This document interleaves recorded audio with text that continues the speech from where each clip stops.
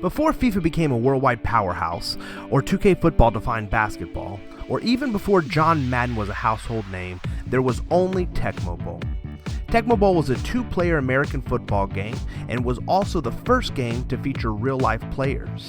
It spawned many of Throne controllers and countless Bo Jackson fans. Tecmo Bowl has been part of both the Wii and the Wii U Virtual Console, as well as being one of the 30 games available on the NES Classic. It is clear that it's one of the best games available on the NES. Bionic Commando is a 2D platforming game. And while those may be a dime a dozen on the NES, Bionic Commando flipped the script by not allowing your character to jump. Instead, players use their bionic arm with a grappling hook to traverse the levels. This created one of the most memorable 2D platforming games on the console, and it's why Bionic Commando was a must-have for any NES library. Life is like a hurricane here in Duckburg. You hear that? That's the sound of my childhood. If you were lucky enough to grow up in the 80s, and the chances are you're probably still singing along. DuckTales was Indiana Jones meets the Highlander, but starring anthropomorphic ducks. Amazing, right? The game was a 2D platformer that focused on Uncle Scrooge's use of a cane to both defeat his enemies and reach new or secret areas. There aren't many licensed games that are considered classics, but DuckTales was one of the very best games in the NES library. Excitebike was equal parts racing game, strategy game, and creation tool. While at its core, Excitebike is a motocross racing game, there's also a lot of strategy involved. For example, you have an overdrive button that will raise the temperature of your bike. If you overheat, then you have to sit out for a few seconds and then try to catch back up.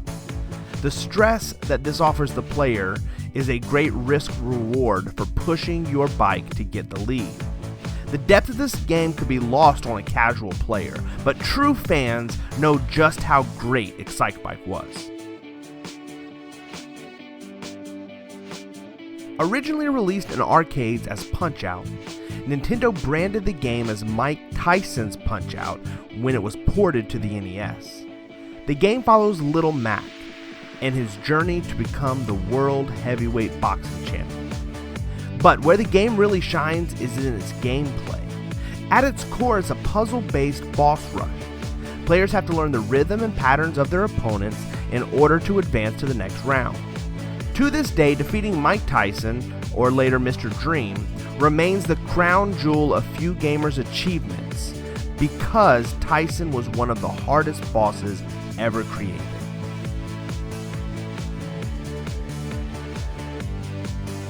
There is a whole genre of games simply identified as Metroidvania.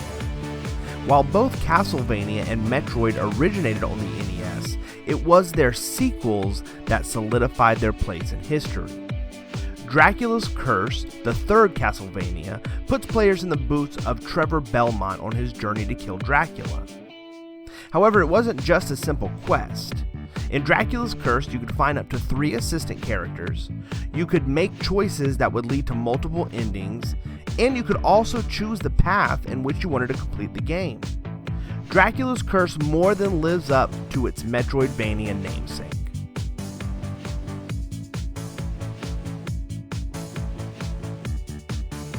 It's hard for any non-Nintendo developed game to be considered a pillar on a Nintendo home console, but Mega Man is that pillar. While the first game was praised by critics, it didn't find an audience when it was originally released in 1987. However, in 1988, Capcom went ahead and released the sequel, and this time it worked. Mega Man 2 would go on to become the best-selling game in the Mega Man franchise. What makes the game stand out is the precision in its controls, the amazing audio and level design, and the grueling difficulty. There is not a better game in the NES library that is not developed by Nintendo. The game that started it all. In 1985, Nintendo changed the world with a fat little plumber in overalls who jumped over walking mushrooms and traveled through warp pipes. That's right, Super Mario Bros. Is a game that defined a generation. To this day, I live by one simple creed, and that's that gameplay is king. And that all started with Super Mario Bros. There wasn't a better feeling game at the time, and it is still a benchmark today in how games should be made. Nintendo wouldn't be where they are today without Super Mario Bros. The Legend of Zelda can be divisive for some because of its open-ended nature. The series has become known for its lore and story, but if you go back to the very first game released on the NES, it's mostly just a vacant world. There's not much story, or really even lore. In fact, there's only a handful of people that you can even speak to. The Legend of Zelda was all about exploration, with the story simply being the player's experience. It's hard to quantify just how important The Legend of Zelda was. Not just to the NES library, but to video games in general. It is still to this day considered one of the very best games ever made, and rightfully so.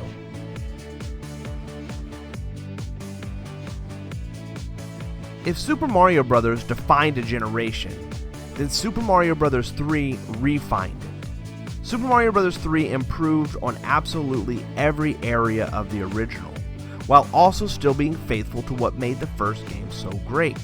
Nintendo originally unveiled the game to American audiences in the 1989 film The Wizard.